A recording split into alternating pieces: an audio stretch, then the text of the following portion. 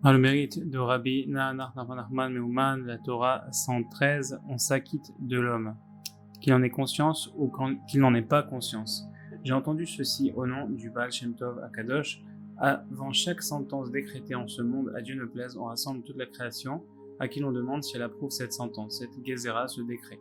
Or, même pour l'individu personnellement, sur qui une sentence est décrétée, à Dieu ne plaise, on lui demande s'il approuve cette sentence, et c'est alors qu'est entérinée la sentence à Dieu ne plaise. Voici ce dont il s'agit. Évidemment, si on le questionnait lui-même explicitement, sûrement que celui-ci objecterait en arguant que le jugement n'est pas conforme. Par contre, si on le trompe en l'interrogeant sur un cas semblable, lorsqu'il tranchera le jugement sur l'autre, c'est alors que la sentence sur lui-même sera entérinée, sera confirmée.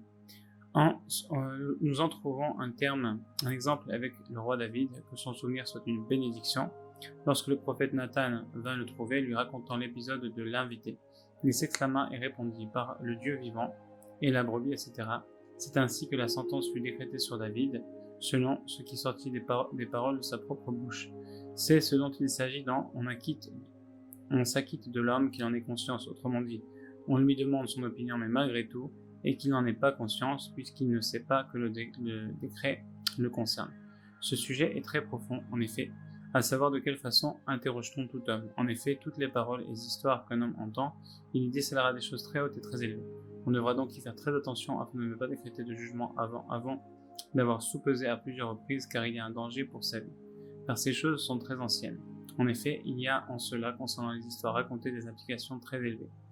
C'est ce dont il s'agit dans ces souffrances sont-elles agréables. Quand ici il dit ces choses sont très anciennes, c'est la traduction idéale, sont très profondes. Ça fait partie de la Torah de Atika Setima Atik, mais c'est surtout très très profond, très très haute et profonde. C'est ce dont il s'agit dans ces souffrances te sont-elles agréables? Il répondit, ni elle. Il lui dit, donne-moi ta main. Il lui donna sa main et le releva. En d'autres termes, si toi, tu ne les désires pas, donne-moi ta main afin de me confirmer que tu ne les désires véritablement pas. C'est pourquoi, dès qu'il lui donna sa main, il le releva. Baruch Adonai l'olam, amen v'amen, et nishmat ala Avraham ben Frecha, la réfoua shlema de Michael ben Chaya Levana, pour la slacha de Chaim Yosef David ben Chaya Levana, de tout l'Am Israël, Bezrat Hashem.